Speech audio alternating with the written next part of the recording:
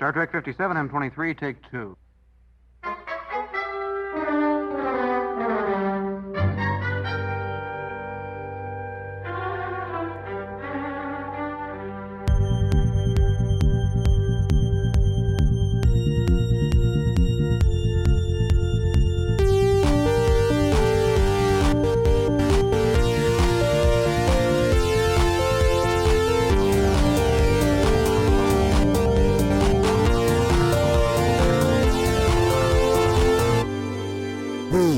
Star Trek Podcast. Jean-Luc? Toast? There is a tide in the affairs of men, which, taken at the flood, leads on to fortune. Omitted, all the voyage of their life is bound in shallows and in miseries. On such a full sea, are we now afloat? And we must take the current where it serves, or lose our ventures. Cheers. Cheers. We're grateful to have ridden the tide with you. Cheers. Cheers. And to that end, Absolutely. A couple of hands, right? yes, Please. here we go. Let's play. Stylophone, stylophone, stylophone, stylophone, stylophone. Does this aggravate you, Dan? It's fine. So, but you can go higher too. Look, check that out. Yeah. That's pretty cool, huh? Yeah, it's great. You can do all sorts of shit with this thing. I bet. You gave this to me. I know. Yeah, you gave one to me too. You can't be mad at me. I'm not. It's I'll a bring mine stylophone. next Check week. it out. Check it out. Totally not mad. All right. Welcome to the It's Got Star Trek podcast. Oh, did we start? We've just started. It's starting right now. Yes, this is the It's Got Star Trek podcast. This is episode 181 of that podcast that I just mentioned. The same. And in this podcast, we've got to get moving right along here because we have to discuss in its entirety the season finale, the series finale, the Star Trek Picard series finale called The Last Generation, What entitled... began over 35 years ago ends tonight. Yes. Tonight. Yes, quite dramatic, Admiral Picard. It's not unusual to be overwhelmed by those emotions. Another excellent point. See how topical I am with It's my... an excellent soundbite dropped in right at the right moment. Right. Yes, The Last Generation. That's The first episode was called The First Generation. No. No. No, it Yeah, it was. It was called The Next Generation. Oh, well, same thing. No, it's not, you know it's not the same. I don't think that's the same. Well, it's like the first of the next. It's the next one, which is, in a way, the next one is the first one. Stylophone. Skeptical Stylophone. I can fight back with the stylophone. Yes. The next, in a lot of cases, when you're talking about groups of things, the next group... Accidental stylophone, sorry. When you have groups of things and you talk about the next group Like a of... murder of crows. When you talk about the next group of or a things... business of witches. When you talk about... Is that what it is? A business of witches? I'm explaining It's a it. coven I'm of explaining witches. it. Oh, When yeah, you that's when right, you it's a when you have a groups of things and you go to the next group, you're going to the first item of the next group. So the first generation is kind of correct in this instance because this is the first. That's the first episode of the next group of TNG. Okay. So I temporarily zoned you out. That's okay. No offense I got my intended. point. People listen and understand. It's been recorded. I'm not talking for your benefit. on the I got record. confused as to Let what the was record going on. show. But then I realized, okay, you were defending the faux pas, that's fine. Did you notice how the Star Trek like production-y thing at the beginning was all Borg style? Oh yeah. Oh, absolutely. That was pretty tight. Absolutely. And the other thing, even that the music was all like. they also had the Enterprise D. So Yeah, previously yeah, it had been that's the right. Titan with the Shrike hiding in the background and the right, nebula. yeah. And then they changed it out to the D and then the Borg, Borgifying, assimilating the logo. Because it depends on what show you're watching. If you're watching Yeah.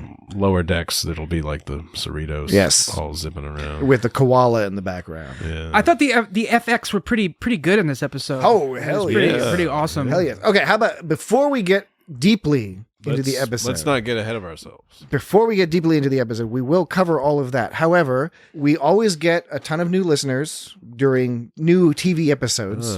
And even more if it's the series for the finale. All these people want to say like, fuck the rest of the episodes. We want to hear what they thought about the finale.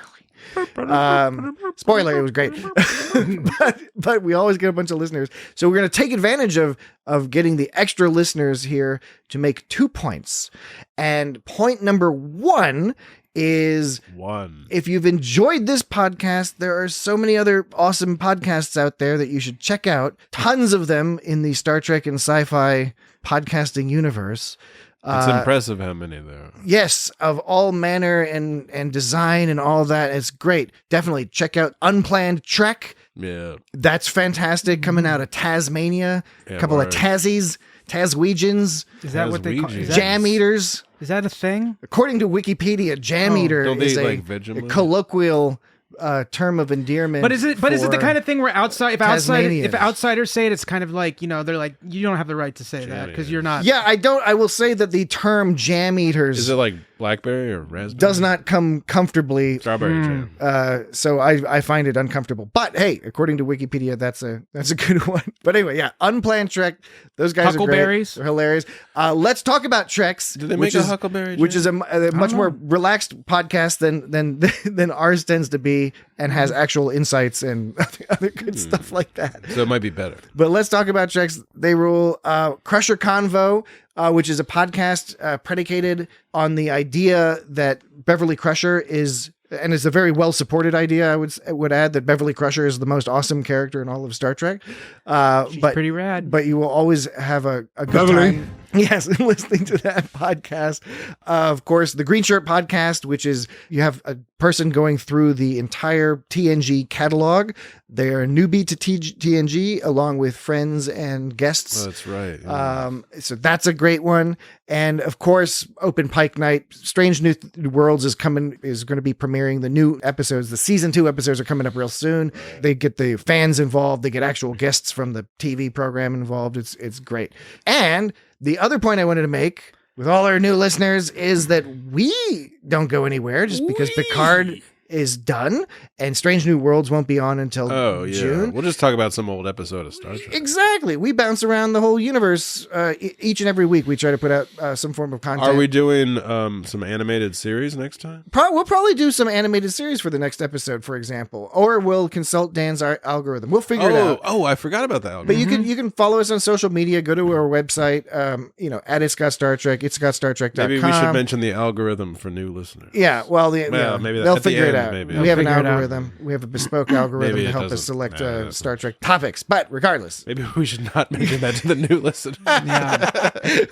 Okay, sorry. Regardless, we put out content. Hear yourself? For real. We try to put out content each and every week. We've done it so far for like a bunch of years, so that's worked out pretty well. So keep us tuned in after Picard, and or go through our back catalog, and there's all sorts of excellent stuff going on back there. But sorts of excellent stuff. Now we can discuss. Now we can properly discuss the episode, the grand, the spectacular season finale. So much pain. Picard. So much pain. All right. I should say I don't want to be presumptuous. From my perspective, I thought this was a really excellent, just at the highest level. But Jesse, Dan, what did you think? I would agree with that. The so much pain wasn't in reference to the episode. It was reference to that very accented staccato delivery you gave. Of what? With the stylophone, you kept like hitting it. Oh, stylophone. So that's so you were complaining about this business? Because you were going, I have no musical talent. I should not be the one with the instrument here. No, I mean, I'm entertained by it. Do you like it? It doesn't sound that bad. You can go up here too. Like you can just, it's all like, see, listen to that fidelity. Yeah, that's high fidelity. It's high five. This has got to sound great on all manner of podcast. Do you even hear yourself? Receiving devices.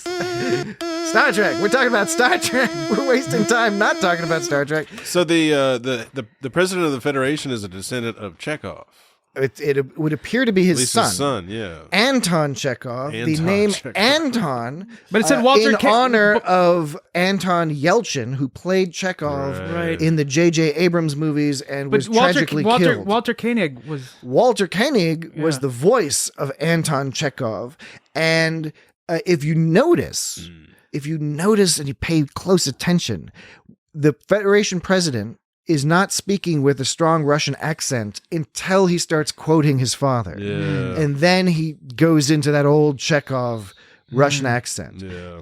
I had not noticed that upon first watch through of this program, but to watch on it again. on the second watch through, I noticed the change in accent I enjoyed this episode a lot as well. because of things like that. Because they Things got like all that. these little pieces and they got them all perfect. For some reason, just about. For some reason, I had it in my head like the whole episode. I don't know why I had this, but I was like, "Oh no, Picard's gonna die," and and they didn't, and I'm happy. You know that what? they didn't. Because he already died. Right. Well, I was just thought they were gonna do something where it's like, well, this is the last of it. Let's wrap it all up, tie a bow on it, like I've said before, and let's just kill off Picard, and that way it'll Put be a a true bird on true ending. But like, I'm so glad they didn't and I'm so glad they all lived. See, before I was complaining about like, people maybe not being sacrificed when they should have or the characters not being dying for whatever. Right. You know what I'm saying? We were talking about that the last Yeah, and your just something- conversation was broader including Discovery. Yeah, and other, talking about how they're trying to raise emotions without risking anything. But this is this is the best way this way because like this is Star Trek. You want to stay positive, man. Yeah, I agree. You And, really like, want to stay positive. Nobody in the dies, end. and like somehow Data's back. Yes, I think that it's a positive. It's like the whole gang is back together. Yeah, it's like it's a positive feeling, and, and it wasn't. And I think it also subverts the expectations because modern storytelling would have had us have somebody die of the main crew. Like well, Han now, Solo well, or they something. did do Shaw. Sorry, I didn't mean to whistle into it. Like that beaver. It wasn't that whistle. Yes, the beaver from the Disney film Lady and the Tramp. Yeah. Well, it was also I think in the This is the theme to Lady and the Tramp. Did you hear that? I don't remember the theme to Lady and the Tramp. You're insane. A duck. a duck. Sorry, that's a reference to last week. All you new listeners who are that tuning last- into this last episode. We talked about Tune that. in last week. I think it was last week. Was the duck business? A duck! There it is. But I agree that it was good that nobody died, and particularly not Picard. Nobody. Yeah, so some people died, which I was okay with. I know that other people, including Patrick, was I don't know if Lame- Jesse's lame crewman. I know Jesse. Jesse, I don't know if you gave an opinion on it, but Patrick expressed that he was not so into it, and I agree that Well, some What- of that's what's her like Tavine? Shaw and Tavine. Yeah, I think some of it I found Yeah. personally a little bit unnecessarily cruel from a Yeah. thematic standpoint. Yeah. And I Yeah. understand that, of course, they were balancing that against, creating a viable threat. In other words, a threat that the audience would perceive for the people, the characters they care about, which makes them enjoy the story that much think- better. I wish they could have found a different way to do it, but I'm still happy with how it all turned out. I think also Discovery is a little bit more like dire in terms of what it's dealing with. It, like, I agree. And I'm not saying that's for better or for worse, whatever. I'm not That's saying like it's their bad. deal. It's Yeah, like their they've got a deal. different style. Their It's their style is shtick. more like There's a lot of character stuff going on. It's there- about the there's character a lot drama. of like it's like it's really dramatic and it's all heavy stuff but like TNG is like yes it's heavy and dramatic at times but in the end it's fun and it's like positive Yes. yeah so Totally, yeah. I think they did a very good job with that on this business. that final theme song it sounds like it wasn't the original version No, of it It's was- the, they it's like the redid- Picard version. it's the yeah. Picard version. Do you think they did it just for? I hadn't heard it Well, before. they also had the First Contact version and all sorts of other stuff mixed in. The music this season has been great. I mean, we've commented on that repeatedly. Yeah. And the production design has been good throughout the season. However, we did note a few times where it seemed like they were sort of constrained, sticking to very limited sets. Well, it was during or the settings. during the pandemic, right? Also, you can imagine they were saving a lot of money, just like in the olden days. You save some money on certain episodes in order to use it all on the last couple of episodes, and this one in particular, And they visually, just used like the old TNG set. yeah, well, like the visual aspect of it, it was just amazing. In my notes, I have that it achieved nearly Deep Space Nine level. Yeah, Special effects styles in yeah. terms of like all the ships All the flying. Dude, all the Black ships Iron, with their yeah. with their The phaser was going crazy. The phasers from Fleet Formation. It was like a laser tag orgy or something. Yeah, Like, it was crazy. That was some of the coolest space battle It was like some. action, It was man. like neon glow strings going everywhere. Yeah, you never see that. It was kind of awesome actually. And you don't Because you see this pattern from space of all these lines, and it looked really cool. And along with torpedoes, along with other stuff going on, and it's stuff that you don't see in Star Wars, and you don't see in a lot of other stuff. Partly it's because it's very Star Trek-y, but it's Star Trek turned up to fucking 11, where they're just like, let's have Torpedoes away! let's have every fucking ship attack space dock. It took the whole fleet to destroy that So space. And Space Dock wasn't even destroyed. It was just like sort of eventually disabled Just after a disabled, long yeah, fucking right. time. And real quick, Dan, the obvious thing, what helps watching these two together, which is why I can understand why it was often the episode 9 and 10 were packaged together, is the juxtaposition between the fireworks going off versus the attack on Space Dock was awesome because then you see like the real fireworks. They were able to zip zap through the fleet. Zip zap. I apologize. I thought we needed like a zip zap tone. That was a zip zap tone. Thank you. Zip zap tone. No, it's great. It's great. Yes. One of the things I like about the stylophone that's actually cool is you can hear the The stylus. tapping of the button. Yeah, the stylus. It's also got a button you can actually change the tone here. Yeah, you can add like vibrato. Or, It's so got a sinister. But Oh, yeah, it does have a vibrato button. right about a button. So sinister. All right, sorry about that. Didn't mean to to confuse things. so when the Titan was flim-flamming through all those ships, we saw it get cloaked, so it was cloaked. But when it went zip-zapping, we saw the ship. Now, I'm guessing we're supposed to assume that it was cloaked, even though the Well, they were audience... uncloaking you in order can't to fire when you're cloaked. Precisely. Right. Precisely. So, Yeah. I guess, but they didn't... Someday you'll be able to. So they were doing the old like cloak, uncloak, strafe. I feel like the cloak. shots didn't make that. Maybe I just missed it, but it didn't make it. Did Some not that. classic, It's fine. It's not. I didn't- enjoyed it so much. No, it I was en- so cool. Klingon No, look, tactics. Strafe, zap, zap, zap. I enjoyed it too. I'm just saying I didn't notice it going in and out of cloak. I just noticed it out of cloak, and so maybe I just need to watch it again. Well, I don't know. it could be that Well, they fooled you like they fooled the Borg. Yeah, Dan is bored. yeah. So, Yes, The time of the Borg is over. over. it was forever.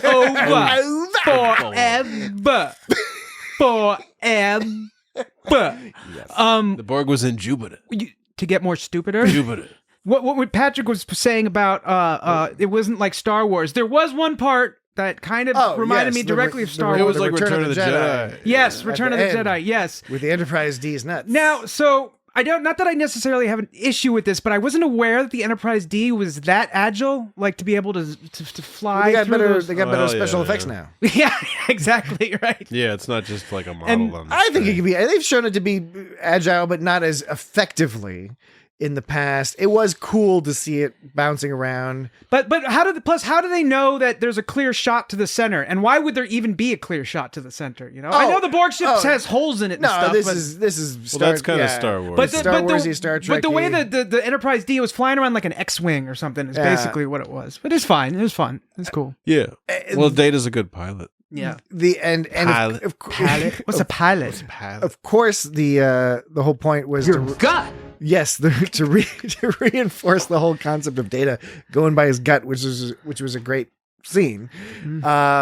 We go with Data's gut. Yes, so I like God tells me I can do this. I like that. I like All right.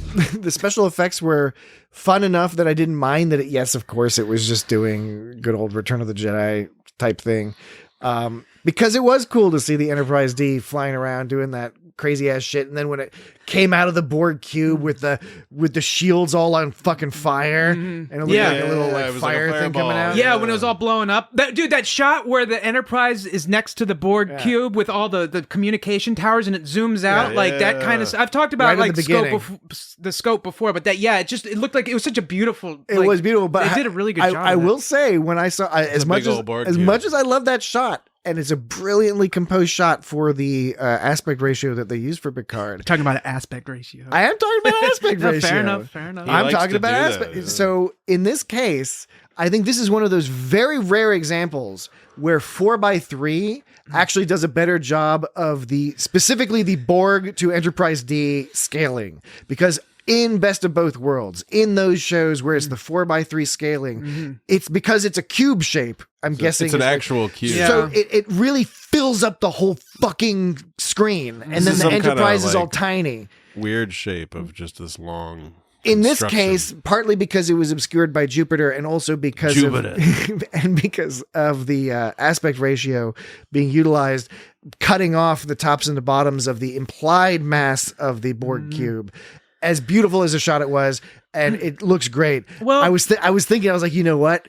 The size difference would be even more accentuated in the 4:3 aspect. Come to ratio. think of this, and I've never really thought of it this way, and maybe I'm full of shit, but Do you need some thinking tunes? yes, some thinking tunes. How about some thinking tunes, Patrick?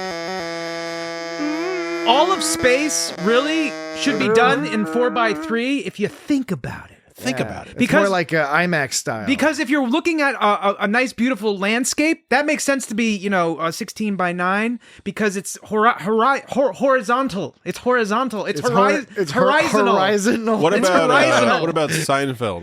What sort of aspect ratio do you like for Seinfeld? Well, do you that's like the updated that's in a building, Seinfeld? so that needs to be like a computer monitor turned sideways, like those Oh, no, old you mean- arcade you shooters. mean like a cell phone video taking Yeah, in vertical? exactly. Yeah, tic-tac right. It should be style vertical, format? like those space shooting games in the old arcade. But like Galaga and stuff. It's Or have you ever fascinating. do you remember back in it was like late 80s? They had a lot more of those vertical monitors for people to type like Yes. word processor stuff on. Yes. To do like you work at a newspaper or something. Yeah, they probably still use them somewhere, but anyways, that's not important. You think you're like they're probably still using What's the a newspaper? vertical CRT monitors from Right now, they 1987. probably just turn the regular. NEC monitor. They probably just take the regular ones and turn them sideways. Yes, I'm sure they do that instead. Anyways, but space should be more squarular. Space. Squarular, not horizontal. It should be squarular. You know what I'm Huh? saying? Because space doesn't have a left or right or up or down. It's just stuff. Ooh, yeah. But I'm not going to say that it's always going to make it look better. Squarular. But it makes you think, why do they do the horizontal stuff? Is it because your eyes are horizontal? What are you saying? This is an example. So okay, we've got You're hurting my ears. we've gotten frequent comments on social media where people, and especially My recently, ears. saying, are you guys ever going to do a YouTube version or video version of your podcast? We're And afraid to. we would very much like to, hopefully we'll try to play around with some video stuff in the future. But I do occasionally look over, usually at Dan, and lament that we are not doing a video podcast because his description just now, his visual sort of body language description of the concepts he was trying to convey, I thought those we could make some money off. Yeah. Well, there you go. I give a reason to people. You know what I'm saying? If we do a video, Give a person we give people a reason to watch. Patrick and I should wear a Dan mask, and we can have we should have a Dan mask, and then you could just have your regular face. Who's gonna make a Dan mask? I don't know. We can make a bespoke Maybe somebody in the audience can make us a mask. All right. So the other issue I had with this episode was I was just crying a lot. It was like a lot of tearing up. There was some parts to it. Man. It was. It's not unusual to be overwhelmed by those emotions. I agree. Well- Thank you, Doctor. Well, Picard connected with somebody more than he's ever connected with. Yeah. And it was anybody. his son. Yeah, and It his was so son. sweet. It's like I want to be like Dad. Why? Yeah. I mean, I love my dad, but it's he it's totally just, won that's- him over to the point that he was like, "Wait a minute, I don't need the Borg." I also think part of what works so well is, as we just discussed, they opted not to have Picard or other people die in the process of this episode. Yeah. However, Picard does willingly sacrifice himself, right? That's what he's doing for his son. He's like, in order to spend a little bit more time comforting his son in his last moments. Yeah. He's like happily and sincerely. He has what's brilliant about the scene is that Patrick Stewart plays it as there's not an ounce of regret or sadness when he goes to hug Jack. Yeah, He's just like, okay, at least I get a chance to hug you be now. happier, yeah. And I thought that was just fantastic. I mean, it was just, I mean, it's hard to beat. And it makes a lot of the stuff leading up to it, you know, during the seasons, a few things were stretched out here and there or whatever, but you know, the impact is felt all right here. Well, and then this is kind of a bummer to bring up, but you think, because when I think it was Geordi. Hold on. Bummer. I hate them. When say what now? Bummer. When Geordi was looking at Beverly and he was getting the okay from her to like kill her son, basically. Yes. Do you think there's any leftover trauma from implied trauma for Beverly? I mean, they didn't show it in the episode, but like Beverly's got all kinds of implied trauma. She was gonna like kill her son for obviously good reasons, because if she didn't kill him, he'd die anyways, and it would be not only that. Well, he wouldn't die, but she fired their torpedoes that would have resulted in not only the death of her son, but of her French English lover. Yes, French English lover. French English lover. When you put it like that, it's gross. Or is it more appealing, appetizing? I don't know what the appropriate term is in this context. No!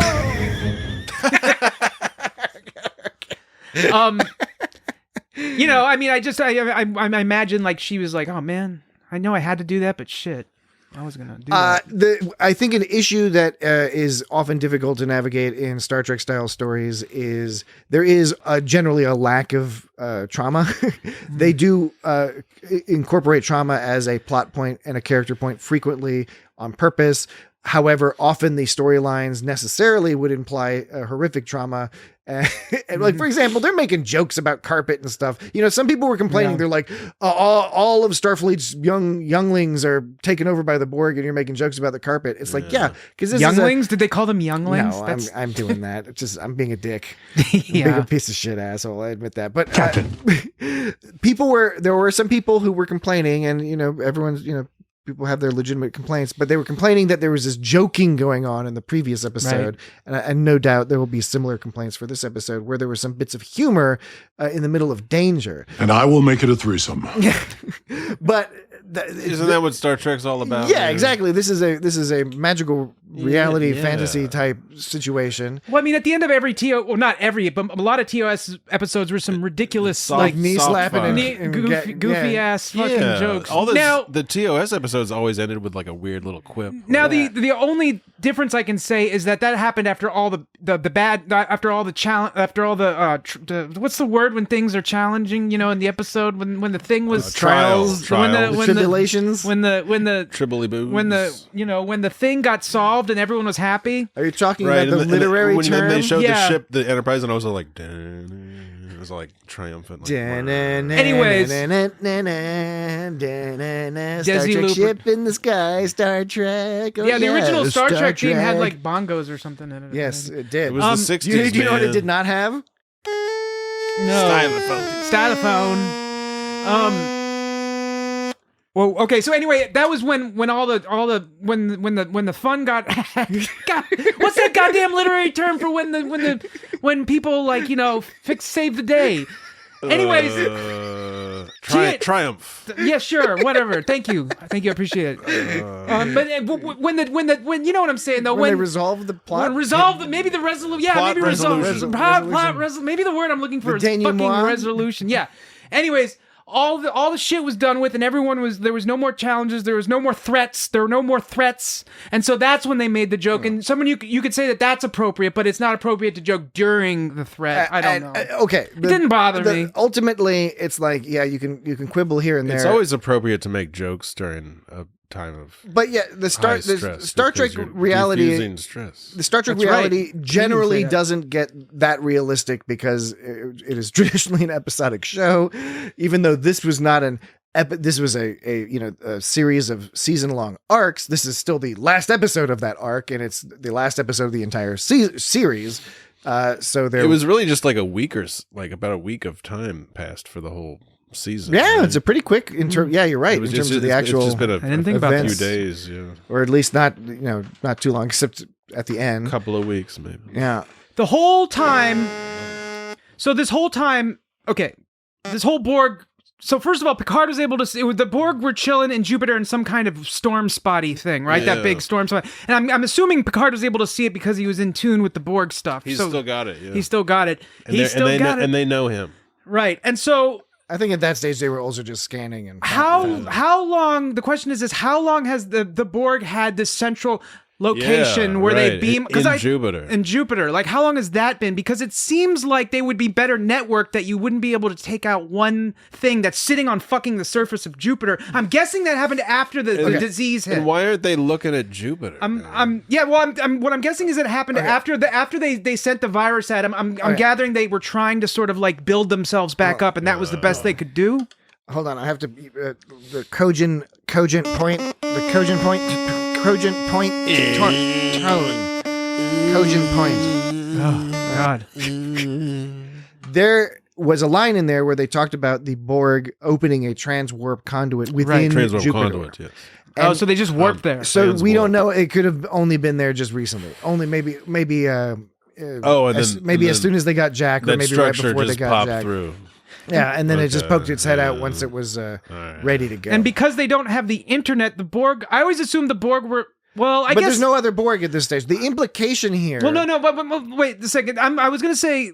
The introduction of the Borg Queen back in fucking First Contact, was that the introduction of the idea where if you take out BQ, you take out the Borg? Was that implied in First Contact? Sort of. It just didn't actually work out that way, I guess. Yeah, because in this one it was straight up just like in Voyager, the Borg Queen's like, there's a backup of the Borg Queen, right? And so in this, played by a different actress, and in this one, it was reminding me of the Simpsons episode where there was like a Halloween special where there were vampires, and it's like you got to kill the head vampire, you know, and so you had to kill the head Borg, which is Jack, to destroy all the Borg, or I guess, or whatever. But I'm assuming that that's the case because they were all fucked up and they didn't really have any backups. That's the only thing I can assume why they would have such a weak like plan to like stop. It's like you cut off the head Borg. In the internet, you take out some nodes, it can still function just fine. What you're omitting is the whole in between First Contact, which is all the Voyager stuff with the Borg.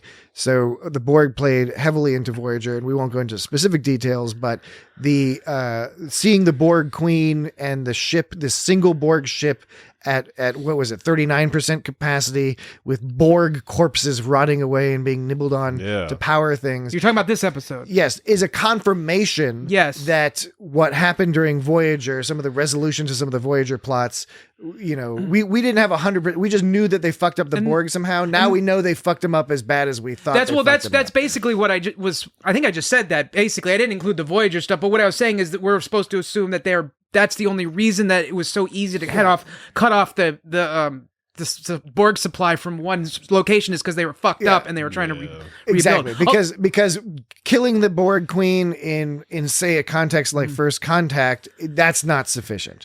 Right. They had to go. Janeway and friends had to do some other business to get at it. Must be using a beacon of some kind hidden inside a structure. Bee? A bee? A bee? The Borg. A duck.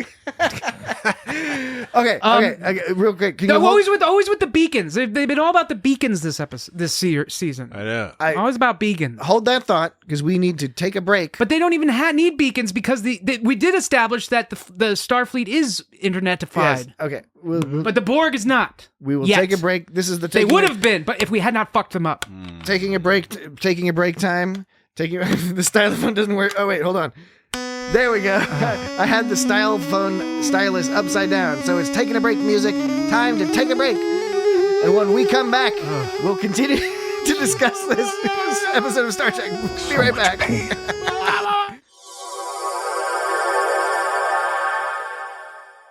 Okay, we're back. I've been scolded about my use of the stylophone. No. I'm pro stylophone. Pro stylophone. You're prolophone. No. Prolapsophone. No. No. You know that. You are. You know. All right. Next topic of conversation when it comes to this. Are we going to talk about the BQ episode? Oh yes, we were continuing our conversation about the Borg Queen. A Borg cube. Yes, a couple of production notes. Alice Krieg, who played the Borg Queen in First Contact, returned here to voice the Borg Queen. But because it was some sort of like deformed Borg Queen. Yes. All right. The Borg Queen was played by Jane Edwina Seymour. who played the physical Borg Queen, who looked all horrifying. Yeah, that was snake-like, Medusa-like. I was thinking about in season 2 of Picard, there was a lot of that. We talked about sort of body horror stuff, but this that was a different Borg Queen, right? But yes, yeah, that was, and that actor passed away. Yes, but she looked extra gross. Wershing. She looked extra gross in this season. It was extra scary. That's the grossest Borg Queen I've seen. Yeah, really. Yeah, all the necrotic falling apart. It was like a pieces. zombie queen. It was good. I thought it was good. Oh yeah, it was good. And the thing is I think we probably even I think we commented last week that one concern when the reveal turns out to be the Borg, even though there were plenty of clues to suggest it was going to be the Borg or related to the Borg in some way. Yeah, when people were wondering. Yeah, when the enemy is revealed to be the Borg, there's a part of you at this stage of Star Trek where you're like, okay, the Borg again. Right. All right. Didn't we do that last season? But I guess wasn't the Borg involved in the season 1 too? Yeah, I guess the thing is though there's never been truly a conclusion to the Borg. Well, I think that's just the thing about Picard is the Borg they're always with him. So it's always going to be part of his legacy. It is justified. First of all, absolutely, Jesse, you're right. In terms of the character, you can always justify involving the Borg with Picard more so than anybody. Yeah. I think. Locutus. I think the other key is: are you going to do something creative? Are you going to pull it off? I would argue that they pulled it off. Everything they did was truly fed and defined and founded on the characterizations of all these characters, but particularly Jean-Luc Picard. And the idea going back to his thing with his son, that very touching scene. Because what I mentioned earlier, I said Jean-Luc, he does sacrifice himself for his son. He doesn't end up sacrificing himself, but he volunteers to. But not only that, the way he sacrifices himself is to go into his literal nightmare land to rejoin the Borg Collective. Jack into the Borg Collective. That was funny when he put the wire in his head. He's all like, ah! Yeah. And then when Jack pulled it out, he's like, but the idea that he would, for his son, in order to even, just take the chance that he could help his son out, Jack back into the Borg Collective. That thing he's been cool, like bunch of images. Exactly, and more scared of than anything. And then he gets to be in this like cool, weird, like hypno fentanyl wonderland with it's all calm, green matrixy thing. Really, just amazingly well done. And it makes all the Borg stuff worth it, even if you can quibble with a few little plot points here or there. Like ultimately it all comes down to, yes, this was an excellent direction to go, and they pulled it off. This part I thought it was a little Return of the Jedi like as well, because you have the father and the son and the evil thing, and the guy wearing all the shiny black armor. Except the father wasn't some kind of it was reversing. It was the father was the nice different, guy. but it was in very abstract terms. Yeah. Yeah, well, it was definitely one of those, like I said earlier. Everything was on the evil space station. Like I said, it's definitely one of those father-son moments that's made, it's supposed to make, like, all sons go like, oh, dad. It's like, oh, no, dad, I couldn't connect with my dad, I'm going to cry. No, play Connect 4. They didn't play Connect 4. Play Connect 4, get 4 in a row. They played poker at the end. Yeah, they did. But not his son. No, I like when he was already off. So I know. So when the son was when Jack was all jacked in and was Vox. Why are you making those wrist motions? Because he was jacked in. He's making those jacking. The wires. He was jacked in via the Borg. Yeah, it wasn't. Like the Borg jacking. Yes. He was in, not off. Yes. Oh man, but we saw him all just a little balloon humor. We saw Jack all strapped in, and it's say what now? We saw Jack all strapped in and jacked in and all that stuff. We saw Jack all strapped. This motherfucker was both strapped and jacked. He was jacked in. And it just kind of looked like he was part of the background of wires and stuff. But when he took the wires off, he suddenly looked like he was super Jack X-Borg. That Borg cube had a lot of tubes hanging on it. Like when he like an exceptional amount of tubes. When he like left and was walking around in his Borg suit, it kind of reminded me of like a superhero or something. Oh yeah, he had that. Yeah, it was like a super suit. Robocopy. It was a bit Robocopy in a good way. Yeah, because he could pull it off. Mm-hmm.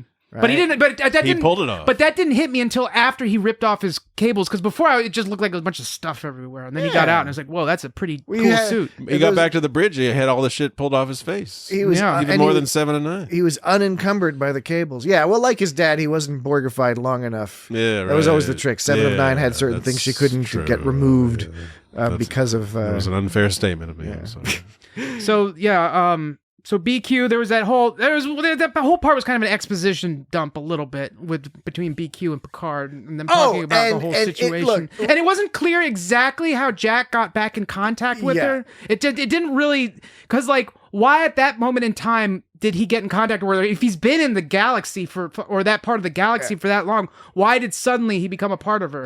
They don't even make it entirely clear why he needs to be there. Yeah. And if we're going to be nitpicky, you can also say that the whole storyline with like, we've networked together the ships, unnecessary. Mm-hmm. That's hand-holding for the audience. Maybe the studio wanted it. But who cares? These are minor things that you accept with Star Trek, specifically sci-fi more generally, that you have suspension of disbelief on some of these things. So long as the end result, the accommodation that is being made for these plot points results in something that's as awesome as what we ended up getting. Yeah. They were talking about assimilation and annihilation and evolution. Yeah. Assimilation. Evolution. Assimilation. She's just bonkers at this point. Isn't that funny how she's saying that? She's just nuts. She's out of her Borg mind. Yeah. So she was talking about... She is out of her Borg mind. BQ was talking about a new generation of Borg, born with a single purpose, not just to assimilate, but to annihilate. Well, which is it? You can't do both. And how do you know when to do one and the other? I know. But right? Here's the thing. With zombies, sometimes zombies turn you into a zombie and sometimes they just eat you. But how do you know when that's supposed to happen? Right. Maybe that's like that. It's like werewolves. Or vampires. Umpire. Yeah. Umpire. So, the way you traditionally waylay a vampire. Do you know how you traditionally waylay a vampire? Do you know this, Jesse? You make him like start counting a bunch of stuff. Yeah, but how do you do that? You throw it on the ground. Yes, but what do you throw on the ground? Rice or millet. Millet also different works. Bunch of grains. Small grains. Ideally, a small grain. I suppose a quinoa would work. Quinoa. What about couscous? In Hungary, couscous would work, but quinoa and couscous were probably not so common back in the day. But so rice and millet were the key go-tos if you're talking about a traditional Hungarian umpire. But how about a box of raisins? How do you waylay a box of raisins? No, what if I threw a box of raisins, emptied a box of raisins on the ground? The problem is that it's too easy to count them up. It's too few raisins. Right, it's like rice. When you want to eat 1,000 of something. The vampire will have an obsessive requirement to count up all the grains. Okay. So if the raisins, I think, would be too few. All right. Yeah, like a bag of dates. Does it have to be cooked? Does it have to be cooked rice? No, it doesn't have to be cooked. In fact, I think it's better if it's not cooked. Because what happens? Does it have to have gravy on it? Where does it go when you all eat it? Your gut. Okay, sit down. In a good way. Very positive. Your gut. I'm in your blood. I'm in your blood. No! That's all Borg Queen screaming, right? BQ scream. BQ screaming. She was all like being like, I'm going to talk to him like a mother or whatever. I'm like his mother. That was a little, I thought that was a little forced. Some of that stuff I was like, all right, whatever. It's just like Jesse said, Borg Queen is just all She's out of her Borg mind. Yeah. She's all goofy. She's been through a lot. Yeah. But still, you are not his mother! Still formidable. Shall not That's his buddy. That's Patrick Stewart's buddy, Ian McKellen, as Gandalf the Grey. Yeah. All right. So 7 of 9. There's this whole other plot line going on this main initial battle with 7 of 9. Yeah, there's some neat stuff that happens there. Yeah, and some kind of like Raffi transporter devices on the phasers. Yeah, and it was interesting because it wasn't immediatly clear at first, but yeah, I guess what began over 35 sorry. years ago ends tonight. I'm sorry, I meant to play this. I just invented the portable beam me up. There you go. Portable beam me and up. I'm glad they said you may have just invented this because many times in Star Trek in the past they've like come up with a solution to the plot, and it turns out the solution just also happens to be some amazing shit you could reuse for an entirely new invention. Some stuff with the transporters. They've done all sorts of crazy shit with the transporters. I know, right? They could live like you can live in the transporters and shit like that. Yeah. And they just it's like these great inventions, and they pointed it out. Sorry. It was weird. Wait, that guy's got his daughter living in the transporter. Yeah, right. Yeah, well, he did for a little bit. Yeah. No, good call. 7 of 9 is badass. Jerry Ryan's She's amazing. one of the most badass. Mm-hmm. Yeah. She was always the most like bad since premiering on Voyager, but she's only gotten better. Tied with Worf. And this episode in particular, I mean, it's not the quote unquote kicking ass thing. That's not even the thing. It's like Jerry Ryan is so believable when she's storming around that ship, like fucking shit up. Like it just, you believe it. And when Sydney came out of her Borg haze, her Borg reverie, yeah, and 7 of 9 hugged her, it like really meant something because 7 of 9 was like, fucking this just like it's traumatic, isn't it? You know, so it felt like the perfect person to comfort her. Mm-hmm. I like it when she was telling that cook guy like what was up. She's yeah. Like, come on. Another good moment of levity that worked for me. But then when he came back the second time, he's like, "You want us to do what now?" I was kind of like I was embarrassed for him. I was like, "Come on, dude, stop." You know, it's like you're pretend like Starfleet. you've been there. I know you haven't. What was he saying? Like his mom got sick or his brother got sick? His mom and his brother. Yeah, he had to work at the deli and he didn't finish his lunar flight school. Lunar flight school. That's what he said. Lunar flight. It was. He was just flying around the moon. That's not even real flying. Come on. He seemed to be doing an all right job. He did a fine job. Yeah. It's mostly automated anyway. Pushing buttons. Just pushing, but you're pushing my buttons. They're able to take the Borgified folks and put them in a transporter bay and lock them in there. Like at least for temporarily, they put them in until there. the Borg people all wrench the door open, Data style. Yeah, zombie. Isn't it interesting? They didn't have Data open any doors this whole time. Yeah, you mentioned that last week. Did I say that already? Okay. That was a good point. Okay. But no, it's true. Sorry. No, it's true. It's a thing that keeps standing out. Like I mean, they had him fly like an awesome pilot. Presumably, he'll have to show up. You know, he's not dead. Presumably, he'll have to show up on some future television program in which, in a critical moment, I was watching. Open the door. I was watching. Maybe it'll be a short track. I was watching this kind of. Almost Trek tangential. Doors. I was watching this interview with Brent Spiner, and he was talking about the question had something to do with have you ever had not enough time to study the script or whatever? Because he said like there was a lot to study, and they'd often switch off focuses of episodes of different actors to sort of like make it easier. It's like, okay, this person's this episode, that person's that episode, and it helped him learn the lines. But then Data had to do this big episode, and then right after that one, he had to do Tapestry, I believe it was, which is the one where he played a million voices. Was that Tapestry or no? A million voices? He did. Are you talking about the Fistful of Datas? No, there was one where he did all these voices, like he was all these different people that Data was. It's not Tapestry. Are you talking about Masks? Masks? It could be Masks. Maybe it was Masks. Oh yeah, it was Masks. One where he plays like Lore and Data and the other. No, he's playing these. Dr. Soong. Isn't he playing all these like weird? Like he's playing a villager at one point or something. Oh, that one. I don't remember. Anyways, I don't remember which one, but I think it was maybe Masks. I can't remember. That's like a later. Anyways, you may have gone crazy. The point is that he was saying that because sometimes I think people joke on the episode because the voices get a little ridiculous, and he was saying himself like my castmates were laughing at me as I was doing that episode because the voices I was doing was so ridiculous. He was like, I told him, I was like, I didn't want to do this episode like right after the other one. And they were like, you can do it. Don't worry about it. And so he wasn't complaining. He thought it was funny, but it was just kind of like. It's a rough thing because, a lot of people have critiqued the short seasons that we get with modern Trek and just modern television in general. However, in addition to the general consensus being that the shorter seasons allows for much stronger individual episodes and higher production value, it's also like, can you imagine having to go back to shooting 26 episodes a year? Yeah. With 14, 15, 16-hour a day shooting schedules? Being very limited in terms of being able to do other projects like movies and things like that. That's why so often it was an either or choice whether you wanted to stick around with Star Trek or do some other TV show or a movie or something, because it's really a rough schedule. So yeah, it would be nice to have some more episodes in some of these seasons to flesh out some of those character things, let things grow a little bit. Like, I think a good example is Data, right? We went very quickly from Data not being a character anymore to being a very important character. We didn't even expect there to be exactly. And it all works because of Brent Spiner. It works because of, his fellow castmates and Terry Matalas knowing what he's talking about and how to direct all these folks. So it works in the end, but it is more hurried than some of these changes would have happened in the olden days. So it's okay to lament that we don't have some of those extra filler episodes to do some of this character work. But if they're able to pull it off, then it doesn't matter. Then it's all good. There was a young lady from Vienna.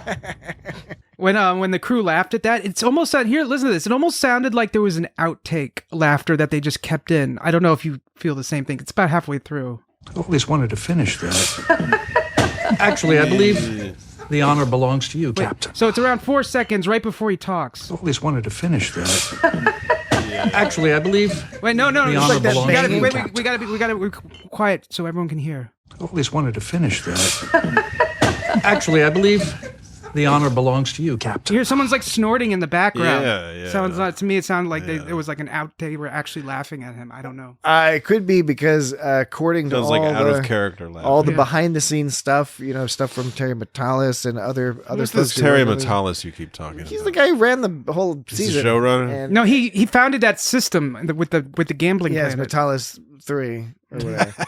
He wrote and directed this last episode. But I'm pretending to be a fool. in the behind the scenes, they talked about how when you had all of these cast members together, it was just constantly joking and goofing around and laughing, and it was like a problem in some cases to get scenes filmed, and specifically that the scene that closes out the episode where they're all playing poker, but potentially I could see how it extended to the scene you're talking about as well, Dan.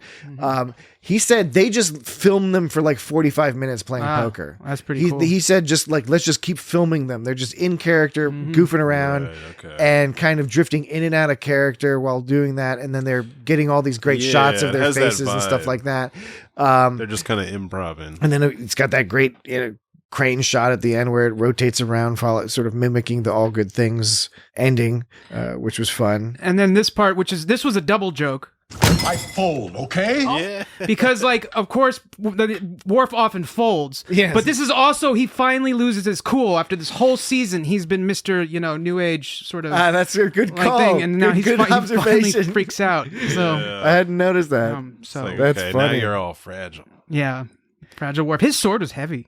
Oh, yeah, that's another fun. great Swords gag. are fun. Swords are fun. Another great gag. I never noticed. I mean, they didn't really play it up like he had a heavy sword before, but they did in that scene. And then when he dropped it on the table at the end of the episode, when he was talking to Raffi, it was like, how do you even block a sword like that? Didn't him and Raffi have a sword fight? A training fight? You'd think. Well, maybe she's pretty badass too. Yeah, I mean, she is badass, but it's like, man, that sword is heavy, except for fucking Klingon or whatever. It's like, how can you wield something so goddamn heavy?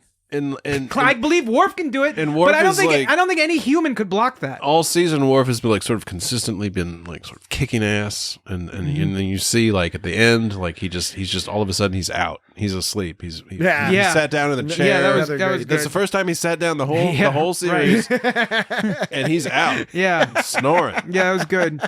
And then the scene with him and then between him and Riker and Picard, and he was all talking about Klingons don't admit defeat or whatever. That was pretty cool. It is a fine day indeed to die with honor. I played that by accident. That was or he's appropriate. like, I was worried that we were going to survive. Oh yeah, Picard's all like, You know that I know. You know that I know that you know that I like you. But yeah, so that was a touching moment, I guess. That was cool. Well, and one of many, many, many touching moments. In fact, another good Worf moment is when he's talking to Raffi. Yeah. And, it turns out that he leaked all the cool things that Raffi has done to make it so that an honorable maverick. Yeah, that her family doesn't think that she's a paranoid lunatic anymore. But you know what he does? He hugs her. Yes. They made all these points in this season about how Worf does not like to hug people. Not a hugger. And he goes out and he fucking reaches out and hugs her. Riker's bitter that he's not a hugger. Yeah. So he's not a hugger. So Worf may have leaked the information, but you know what he didn't leak? Water from his eyeballs. Well, that's another moment you could have used a camera because I pointed at my eye in a very dramatic way. Dan is pointing at his eye in a sort of a comically theatrical fashion. He didn't leak water from his eyeballs, except though when he hugged her, that was about as close to crying I think as Worf can possibly get. It was a touching moment. I think I hadn't noticed. I think Worf's probably cried before. Yeah, do Klingons cry? Maybe when his brother died. No, when his brother died, he probably was just going like, "Raw!" Well, that too. But no, that's true. I forgot about that. Where how like he wasn't a hugger, and he in fact pointed it out right when Riker did, and he hugged now. So good old Worf. Well, there's a lot of that going on in here. Mm-hmm. We already mentioned, of course, Beverly having to, actually fire the weapon. She was, but she also helped solve the problem. This was a good example. And again, Terry Matalas talked about how it took a long time to get them to this point where each and every one of the main characters contributed meaningfully to the resolution of the plot in some fashion. And one of the other big touching moments for me was when, it's everyone feels sort of at a loss, and then Riker is sort of reaching out to Deanna, not on purpose. He loves her. He loves fucking Deanna so fucking much. And he's sad. I know what you meant, but like you sounded really crass just then. What? That he loves not that he loves fucking Deanna so much. He loves fucking as in the adjective. It's the emphasizing. It's It's an emphasizing adjective. Yes. It's like when you use a double negative. But he loves her so much that You're a liar, a deceiver.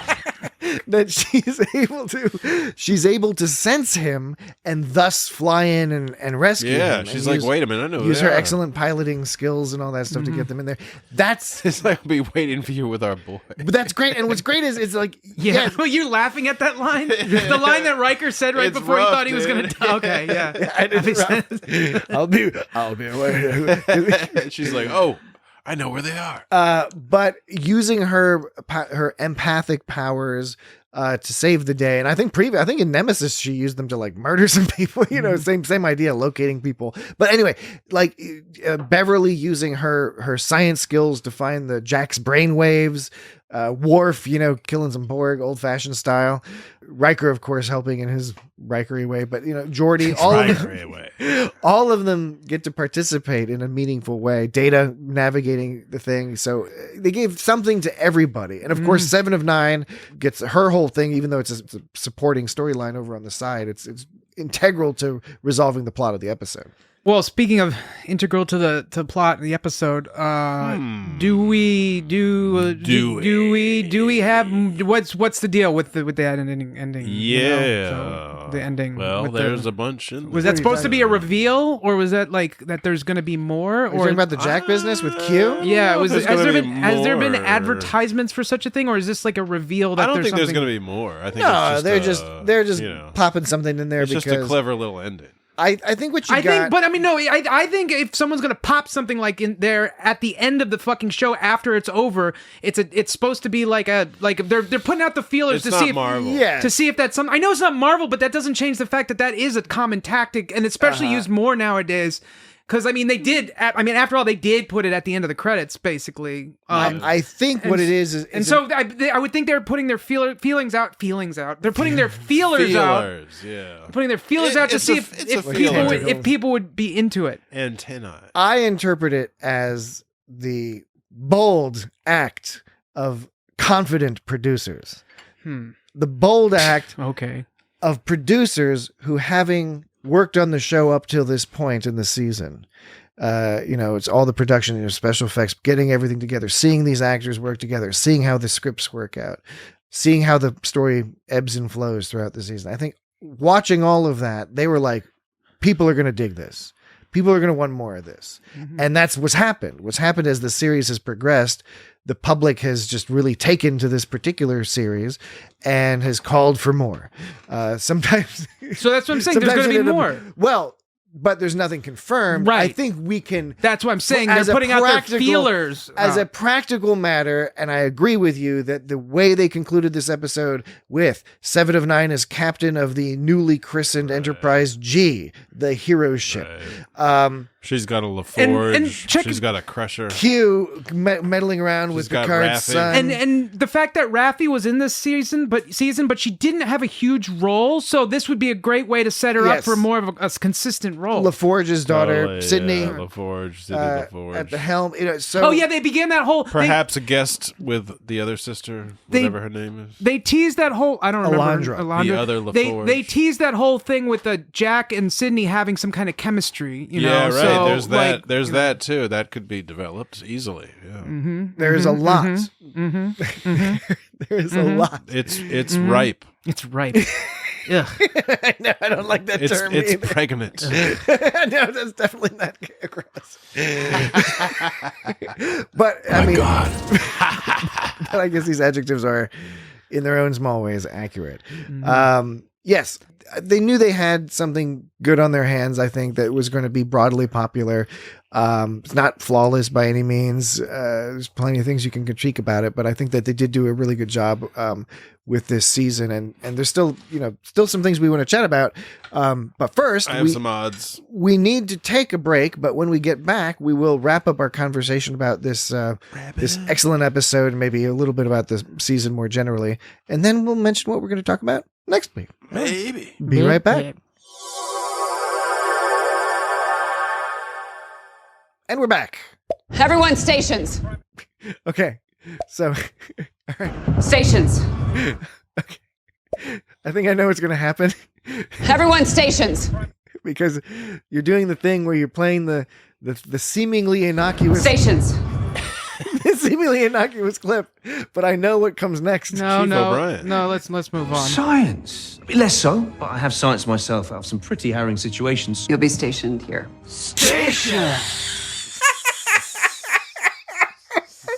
Oh no, I'm so dizzy. Oh no, I'm dizzy. Oh, I'm My God. What have I done?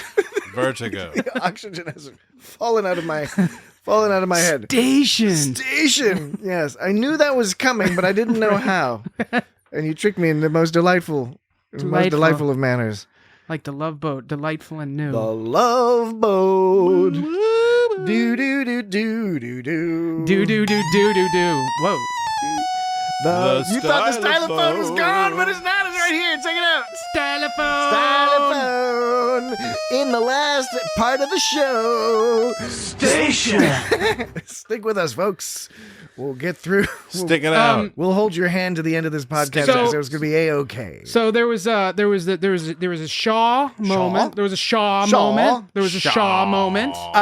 Which redeemed somewhat his death, because I found his death somewhat dramatically unsatisfactory in the previous episode. Although I thought it was well acted and portrayed and disturbing, but it's true that his death does make this recording that much more impactful than if, say, he was just mentioning it while alive. And then okay, we got Tuvok, who's like a proper wise old Vulcan. Like the way he's perfect. He's like, looking all old. He's looking. It's And great. smiling a little Or a bit. He vegan. smiled a little Yeah. bit when he announced to Seven. Right, That she was and they did the fake out. They did the fake out. She's like, Yeah. "Let me stop you right there. Yeah. You don't fire me. I quit." And then I think 7 of 9 deserves some congratulations for all this. So I just gotta say, That leads me to First Officer Hansen. Hansen is reckless. Hey, Hansen. Hansen to biochemistry lab. Commander Hansen to sick bay. Yeah, it's going to be every single one, isn't it? Hey, Hansen. That's give me what's funny. 5 and meet me at missile control. Commander Hansen to Captain Riker. Form of creative OCD. Commander Hansen, go make sure that those manual locks are off. Commander Hansen. Yeah. Okay, and with the laser zap.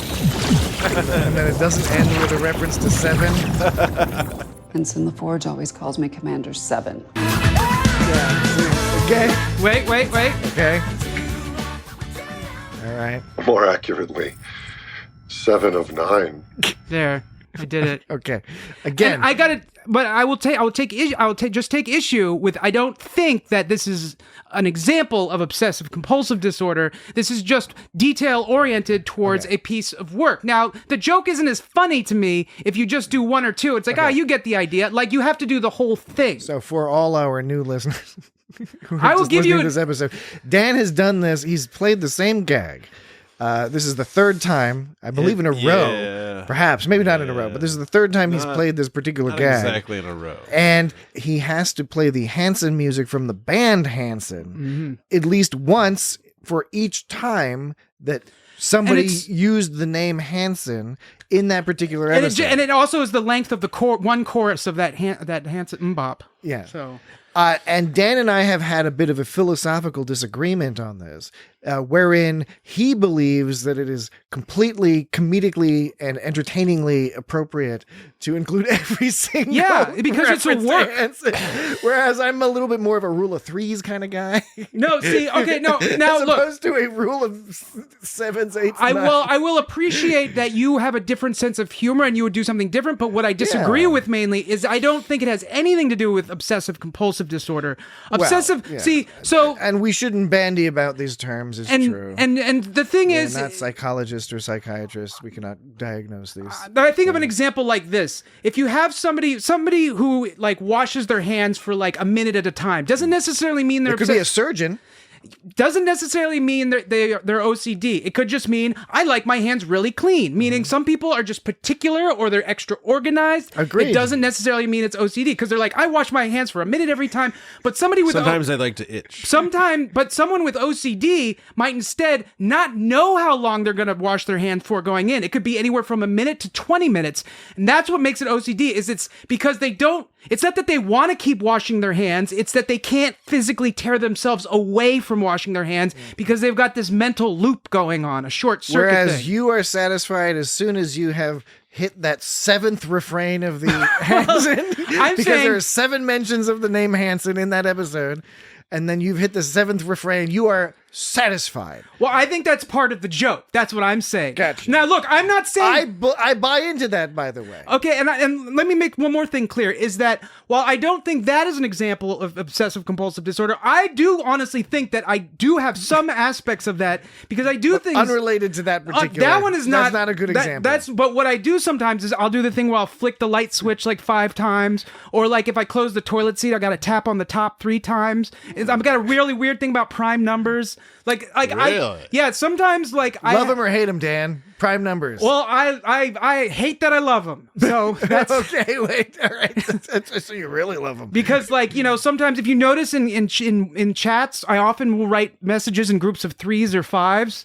Because when it ends on 2s and 4s, it's a little bit it makes me uncomfortable. All right. And so so there have been times where I've had a hard time, leaving my house simply because I keep making sure the fridge door is closed. See, now that might be considered obsessive compulsive, but not the Hanson. Thing. That's just a detail-oriented joke. That's just a hilarious, overlong joke. If you don't think it's hilarious, that's fine. That's your business. But it was all done very purposefully. That's what makes it funny. This has been one of our. I'm telling you what makes it funny. This is one of our newer segments where it's just called "Learning About Dan." We're just learning a little bit about Dan. It's called TMI.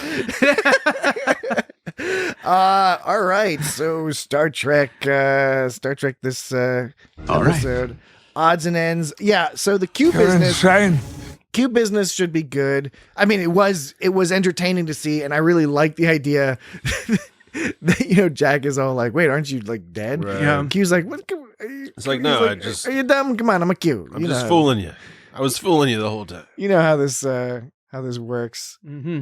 So, Riker and Troy they were choosing between some exotic planet and Orlando. Yeah. Orlando wasn't that great? And then who wants to go? And then LaForge was like, "Yeah, it's a hard choice." I mean, I don't mean any. Maybe Orlando in the future is something, man. I've only been to. I mean, I don't want to offend anyone from Orlando, but I've only been to Orlando once, and I've been there a bunch. And I think I was in some place where a fist fight broke out and some shady shit was going Epcot on. Center? No, it was just some. It was just some fighting in the future. No, it was just some restaurant off the. That's the thing. It was more of the suburbs of Orlando. I don't know. Was it at the Sleeping Beauty restaurant? I don't know how to answer. It wasn't a Disney World. No, oh, okay, no, it wasn't. Oh, Sleeping Beauty, as in the Disney cartoon. The castle. Yeah, sorry, I missed that because I'm slow. No, I'm sure Orlando's great for Disney World, but outside of that, I'm not sure it's any better than your average other place. But I guess that's the joke. so I should just get the joke. Yeah. But when I went to Orlando, it was full of a bunch of ne'er-do-wells and rule breakers, really? Yeah. Right, yeah. Like, you mean Goof Troop? We're the Goof Troop. We always stick together. Lots of sweet little lines here and there sprinkled through the episode, like Riker when they're leaving the Enterprise and they're shutting down the Enterprise D, and Majel Barrett's voice says the command, and Riker says, "I miss that voice." I miss that voice. Yeah, that's exactly what he said. Shutdown procedure initiated. Yeah, I miss that voice too. I miss that voice. Yeah, but we can listen to that voice anytime we want. Shutdown procedure just so long as we subscribe to Paramount Plus. Right, because it's on Voyager too. She's on Voyager. Shutdown procedure initiated. Some Deep Space Nine on the runabouts and stuff like that. Stop it. Worf mentioned something about a Mugato meditation. Yes, and then lecture? Riker's all like, wait. I have a lecture on the Mugatu meditation. Mugatu, yeah. Is he talking about masturbation? Like, Mugatu? Yeah. The joke is that you can call them all the same thing, right? Because in the TOS episode when they're introduced, and then later in the Lower Decks episode where they're reintroduced, they use all the different terms: Mugatu, Gumatu, etc. Because I forget if it was Shatner or DeForest Kelley. One of them couldn't pronounce it properly. Yeah, I thought it was DeForest Kelley. I think maybe it was DeForest Kelley kept getting it wrong. But regardless, yes, I guess Worf is doing that. But then, and then Deanna's all like, "Too easy." Yes, I guess they were going to make a joke about. Was it like a masturbation joke? I wasn't 100% clear. How is it a masturbation joke? Well, because what's the joke? Okay, he says he's got a Mugato meditation. Maybe it was a meta joke where she's like, and then Riker looked like he was about to say something or not, or he said like not to say. I forget what it was, but he made some kind of like funny wry Alaskan look. Well, that's what Alaskan face. What I was trying to say is that maybe it's a meta joke to what you just pointed out, Patrick, is that the fact that they kept pronouncing it different ways, and maybe this was it'd be weird if Riker was making meta jokes, though, wouldn't it? Okay, so what's the in episode reason? Yeah. I think the more the joke was the meta joke, but the in episode reason was probably just like Worf. Well, because in Lower Decks we see the Mugatos like rubbing horns and stuff and being all like rubby and sexy. So like I was wondering, are we supposed to understand the joke from that context? Well, okay, so I'm explaining what I think the joke is. I think mainly the joke is the meta joke, but then if you're gonna look for an in episode reason for the joke, it's the fact that the Mugatu are crazy and Worf is in a funny idea to put Worf in a position to lead meditation. Well, and that's the other thing, because it's difficult to 100% interpret when he says, "I've got a Mugato meditation thing tomorrow." Does he mean he's leading a lecture? Like he mentions the lecture. Is he the one leading the lecture? That's what I thought, yeah. Or is he attending a lecture? Now, I thought he was leading. I sort of would lean towards and assume leading the lecture, but he could also just as well be attending the lecture. It's not clear. Because he does say he's learning more about himself, and that's what he's been doing lately. That's why you go to lectures. Himself. Yeah, you got to go to lectures. I fold, okay? Nah.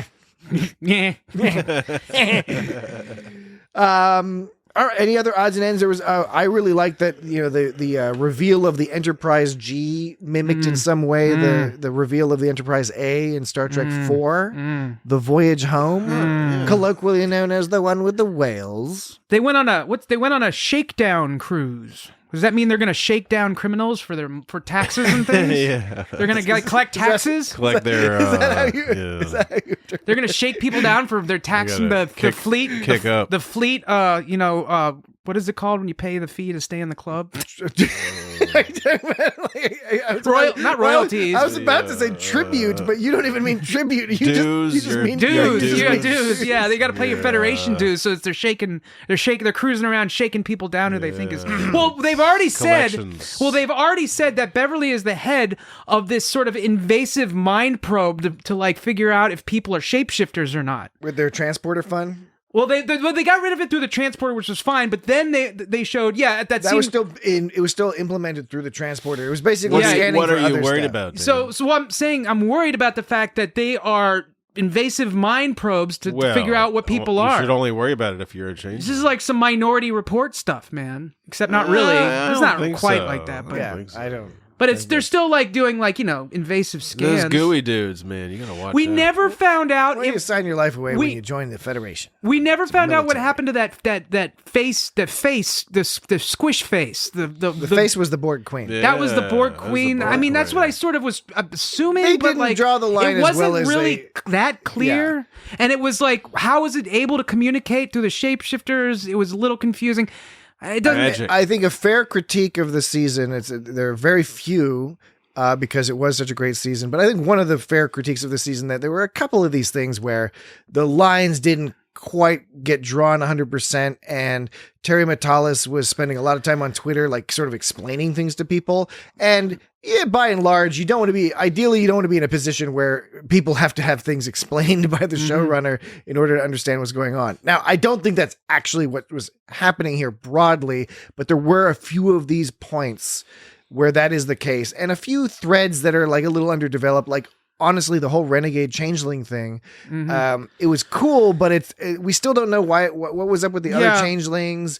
There's a lot like sort of missing there that I would have liked to know more about. I mentioned once about how when Vadic died, I thought it kind of like it snuck up on me. It didn't hit me as hard as I thought it would. Yeah. And maybe that's simply because like it was the mood I was in or something. Maybe if I was in a different mood, it would have hit me harder. But to me, I was like, oh, whoa, she's gone. And then she's just gone. And like to me, I was kind of like, okay, like that kind of like was a fast jump from her. She was to a major adversary. Yeah, right. And so I don't know, maybe to other people, it's the old switcheroo at the last minute. So I can't tell if I couldn't. I might have just been in a weird mood, but that one kind of snuck up on me. It wasn't as dramatic for me as I thought. I think it's an artifact where I think it's and again, we're not going to tell professional, excellent writers, Hollywood writers, how to do their business. No. But from the audience perspective, when these things jump out a little bit, to me, it seems to be an artifact of trying to tell this story over 10 episodes. The pace of it, I think, can be a little bit tricky to maintain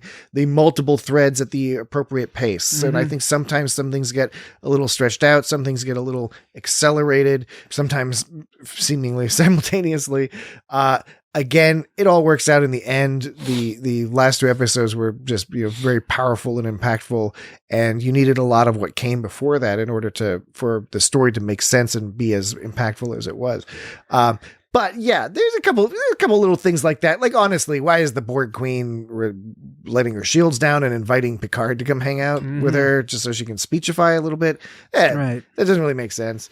Although I did like when I liked when Picard sort of lost contact with the rest of the ship. It was like he was saying his goodbyes. Yeah. And then it did that creepy and kind of sad thing where it's like where they're like, Picard, we're losing contact with you. And it's like, oh, he's all alone now. Yeah. And it's like creepy, but it's also sad because you're just like, oh no, he's all alone. Is he going to die by himself, or something? But I don't know how many people actually thought Picard might die. I don't know why that was in my head. No, I think I have no doubt a lot of people, there was at least a possibility because dramatically it would have been the sort of standard modern trope. And I'm glad that they didn't do it because in part it undermines he already died. That trope, and it allows our characters to each of them have at least some imagined form of peace and solace towards the end of their lives. And it's been an honor and other serving with you all. That sort of thing, so it works better to me to let us imagine what some of these potential stories could be. Wait. Serving with you all. Isn't this funny if you play it over and over again? Serving with you all. Serving with you all. Serving with you all. Serving with you all. Serving with you all. You should make some sort of It's been an honor music. Serving with you all. Isn't that weird sounding? I should. Did you play it an odd number, a prime number of times? No, does it feel just the feel it? Like, what does it feel like to you? Now you're taunting somebody with a potential disability. No, I'm not taunting you. I'm curious. What does it feel like? Do you feel uncomfortable now, or do you feel satisfied that you played it a prime number of times? That time, my brain was too distracted to be able to pay attention. But if I have enough time on my brain, I'll there was some other thing I was doing earlier that would have sounded like a cool techno thing, and I can't remember what it was. I don't think it was this. No! Maybe it was this. Assimilation. Evolution. No, I don't think it was that. There was something else in there that was like I just kept playing it over and over and over again. So when 7 of 9, was it Was it Sydney? Who was it? Or was it Raffi? Who's the one telling 7 of 9 she had to like, give her line? Or was that what was the other? Who was the? What are you talking about? What were the name? There was. Which line are you talking about? The one. Oh, you mean the warp me line? Yeah, that was Raffi. That was Raffi, wasn't it? Was that Raffi? Yeah, I think she was the one who was saying there's a long history of this. And it was super clever to not have us hear that because that makes us thirst for more. Right. And plus, like... As if we were not already thirsting for more Captain 7. Because that's just fucking going to be awesome whenever we get... We'll see it. Yeah. And I can't wait to see it. And maybe a movie. Yeah. So it was nice. It was a nice tease and also like kind of felt like, you didn't have to you just didn't have to reveal it. It was implied enough. With luck, because who knows? Because as Jesse noted, it could be a movie because this is a new thing they're trying with the Section 31 show. It was just announced that they're going to do the Section 31 instead of as a show, as a movie. So this opens up another possibility, which is great. I encourage that. However, Captain 7, that's one of those shows I would love to see as a largely episodic show. Do it Strange New Worlds, Deep Space Nine style with maybe some season-long arcs or something in the background, but like otherwise have 7 and team go to different planets and get into some 25th century adventures with Bolians and Cardassians and Romulans and all that other business. I was thinking about what my line would be, and I have 3 ones I'd choose from. Let me tell you what do you think of these for the warp me line? Okay, I could say, let's get the zap out of here. All right. How's that one? Not feeling it so far. No. I'm not. What's the zap? Yeah, what is the zap? It doesn't go to? Zap. It's not referring to Zaphod Beeblebrox, is it? No, it's not. There would be no random Zaphod Beeblebrox. There would be no arbitrary reference to Hitchhiker's Guide to the Galaxy. Yeah. By Douglas Adams. Okay, how about this then? Impulse. All right, this is choice number 2. Zoom, zoom, zoom. Okay, that's better. Okay, I can't. First of all, I can't disagree with Jesse that it is better. It's more apt than the zap bullshit. Let's get the zap out of here. Yeah, it's much more apt than the zap because its zap is percussive, like fuck. Let's get the fuck out of here. Let's get the zap out of here. No, it's why not. don't you just say get the fuck out of here? It's a soft P. But it's sci-fi-y. No, it's not. It's not sci-fi-y enough. Fucking hit it. You can say that. Okay, how about this then? This is my last one. All right. I'm feeling warpy. I think you would get removed from the bridge if you said that. If anybody on the bridge said that, I think you're going down to sickbay or the brig. I'm feeling warpy. Nope. That's straight to the brig. Okay. You're one of those people. Keep working on it. You're one of those the Starfleet people we never get to see who just works in like a sort of a side cabinet on some tubes and wires in a Jeffries tube, and that's where your posting is. But you're always a tube jockey. You're like imagining jockey. You're like imagining being captain one day. Coming up with the lines. Yeah, you're not supposed to come up with them ahead of time. You're just supposed to come up with it because you're cool. Yeah. Orlex duelists. What's an Orlex duelist? That sounds familiar, doesn't it? Like it was a previous episode of it's one of them in the canon. One of them Star Trek businesses. I know. I think that was invented for this show. Did you look it up? I just looked it up now, and I didn't immediately see anything. There's a lot of stuff that's just kind of invented for the show. Yeah. You know what I'm saying? Well, one thing they did that I thought was really smart was they ended the whole business with the Borg, that excellent battle scene that a lot of people got to see in IMAX, including former guest of this show and future guest Tarek. Former guest? Yeah. Not really former. Well, previous guest. Previous. Yeah. And that's why I said upcoming. Because he will be coming. He will be joining us sometime soon. He got to see it in IMAX and said it was amazing. But my point being is, yes, they had all this awesome stuff, but they allowed a full 20, 25 minutes for proper denouement. Yeah, I was actually meant to mention that too. Yeah, they took all. In fact, I think they even risked rushing some of the Borg business in order to give enough breathing room. I think that was a good call. It was relaxing. That's and a quote from good. General Chang in Star Trek VI. We need breathing room. And then this is the last time we're going to Hitler. see a lot of these people together. There's no more, Picard's retiring, and so is everybody else. They're not going to be in Star Trek. If I look up Orlex on the internet, I see Orlex toenail clippers. for seniors. You should get those. It says thick. Ew. Why would you read that? Why would you read that out loud? Why would you do that? Because I don't think Star Trek has anything about Orlex, and that's all Well, that's gross. This podcast should not have to deal with that kind of material. I'm sorry. That was of all the things that are inappropriate. Just escalated up. I just said the most clippers. I just said the most inappropriate thing. Thick. It's the worst thing I've ever said on this podcast. It really is. I'm considering editing it all out, and we'll have this awkward pause here. But there's a funny jump cut. I want to know what Risa 6 cards is. That was a game that I think maybe that's Jordy called out. Six card. It's just a form of poker, like you have Klingon 2 penises. Oh, yes. Right. One? Good old Klingon 2 penises. Yeah. 2 peen clean. Changeling freeform. Bajoran bitches. So, and Troy actually says when Jordy's like, all right, let's play Risa 6 cards. Troy's like, whatever that is. And so even she's like, you can't just say stuff like that. Because it's not real. When Picard pulled out the Ace of Spades, did you think like the Motorhead song? Yeah, I was thinking that. The Ace of Spades. That would have been awesome. But that's only Jordy listens to that. But instead, according to my phone, Picard listens to some kind of weird old time. It was all new songs by Al Oxenhandler. Oxenhandler? I don't even know. Now, I know the Anglo-Saxons are fond of descriptive names. but that's about as descriptive as you're going to get. I know you got your Smiths and you got your Bakers, but Oxenhandler? Yeah, I don't know. It sounds shady to me. Cheers. Mr. Oxenhandler. He lives right next to Joe Pig Inseminator. Jesus. God. Oh, I'm so sorry. So, So much pain. Jeffrey Sheep Dipper. Okay. Final bits and pieces. Oh, there's now another young Crusher on the bridge of an Enterprise. Just like once a long time ago there was This guy's a proper ensign.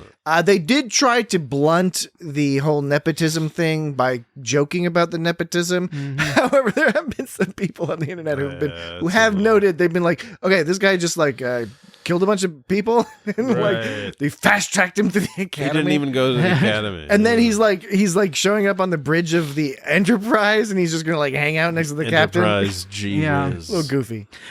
There's when Picard.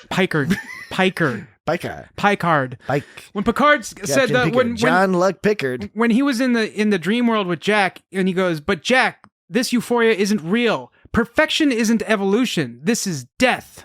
I thought that was a clever line. Oh, there's a lot of clever lines. It's like, because perfection is like, that's when you die. It's like the whole idea, like stasis is death. Yeah, there's no more growth. All of existence is based upon change. From one state to another. If there's no change, nothing is actually happening. There's no feelings. You need relative difference in order to even perceive something. Shit, yeah. I thought another great line was. I thought about that, like when you get I've said this before. When you get electrocuted, it's not by touching a wire. It's by touching a wire and something. Differential. Right. The differential, You're the conduit for the electricity goes through you. My favorite quote of the episode was part of Shaw's recommendation for 7 of 9, where he said, and the rules that she breaks, well, maybe they were broken to begin with. I thought that was an eloquent way to convey that. And it's something that comes up as a parent. Like, it's this weird thing where you try to teach your kids, like, on the one hand, you're like, yeah, you want to, like, listen to your teachers, follow, quote unquote, follow the rules. But then you also have to be like, you don't follow all the rules because some rules are wrong. Some teachers are jerks. And some rules were put in place for bad reasons. And like part of the tricky bit in life is navigating how you adjudicate that. And so Shaw's way of putting that, I thought, was like a really great way of putting it. And again, like everything else here, Terry Matalas understands all these characters. It fits perfectly for Shaw's character. It fits perfectly for Seven's character. It just works. Quite good. When he comes upon Vox, and then Vox is all going fire, fire, fire, and he's all talking. I guess that's him talking and controlling all the different ships. Yeah. But the problem with that is if he's going fire, fire, fire, and they fire when he says fire, that means that all the ships have to fire in unison? What if a bunch of ships needed to fire at different times? Maybe he's just telling some of them, but you're just hearing him. Yeah, why would he be but why would he be saying it at all? Wouldn't he just be thinking it all? I mean, I guess it's for dramatic effect. Yeah, but, right, he would be thinking. I mean, I know that's kind of lame to nitpick, but it is kind of funny. It just made me think, like, it just kind of made me think, It's a Star Trek story. Yeah.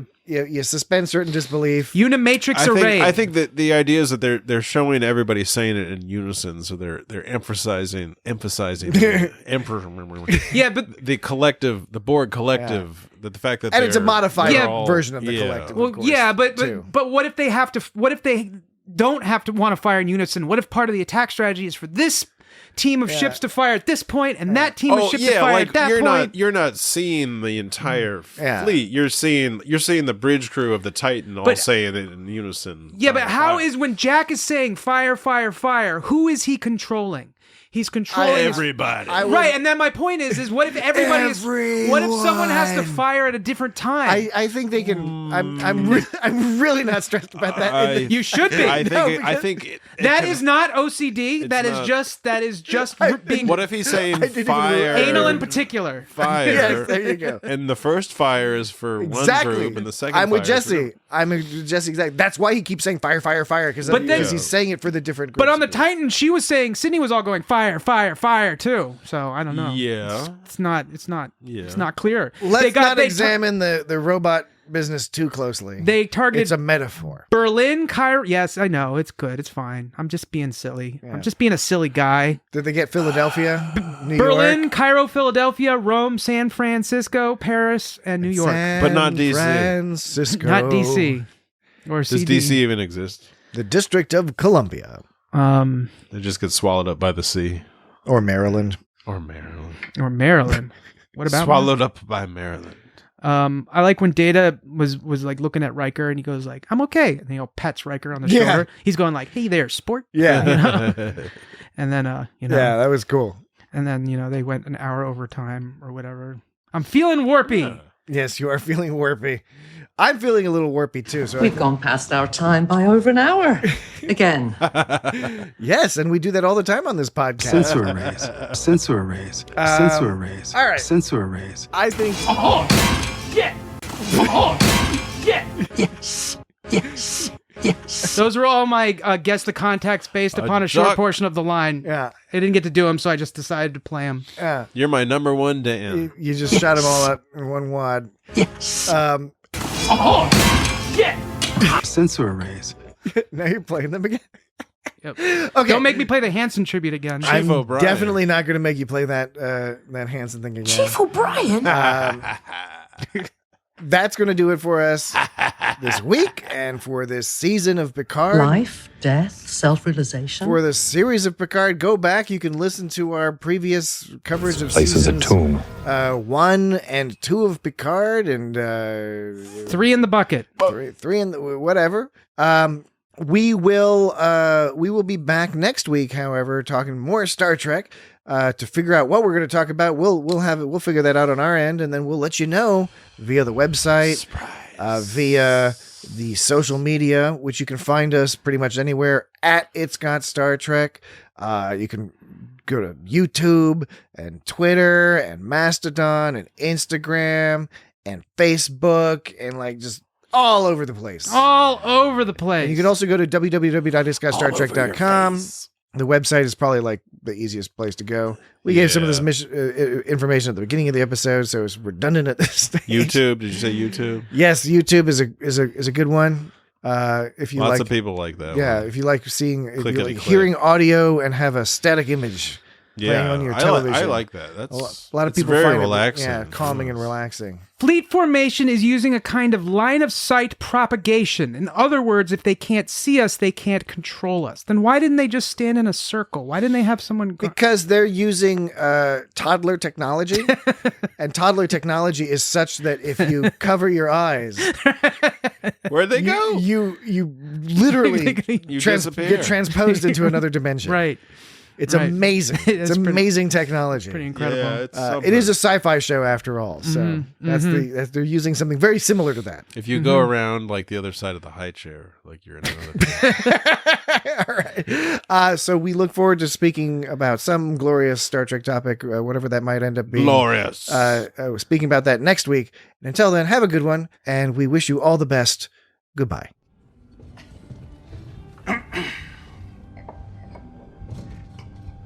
There was a young lady from Vega. Vega.